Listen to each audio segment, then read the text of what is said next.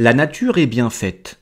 Au sein d'une meute de chiens, elle instaurera une hiérarchie incluant un chef, et ce, pour le bien de la meute. C'est la loi de la nature.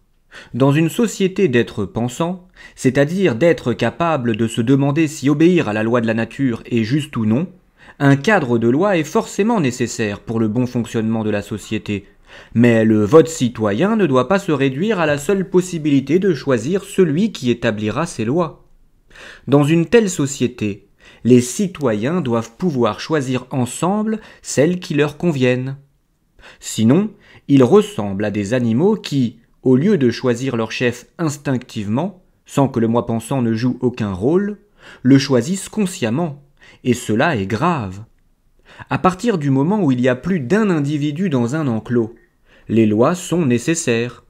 Cependant, la première de toutes, la loi des lois, doit stipuler que les lois doivent être faites par les habitants de l'enclos et non par le représentant de ces habitants, qu'ils soient élus ou non par ces derniers.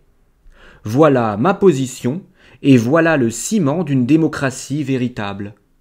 Soutenir tout autre système revient à soutenir tout ce que l'on voudra, mais certainement pas la démocratie.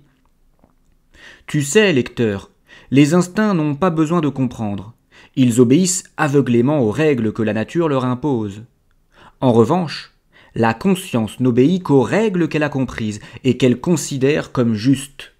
Elle se fiche de choisir qui sera le cuisinier en lisant les cartes de menu que certains proposent de réaliser s'ils sont élus comme chefs derrière les fourneaux. Elle veut choisir ce qu'elle aura dans l'assiette, ou au moins discuter avec les autres convives du menu à réaliser en cuisine, en ayant bien sûr le droit de veiller à ce que le menu voté soit respecté.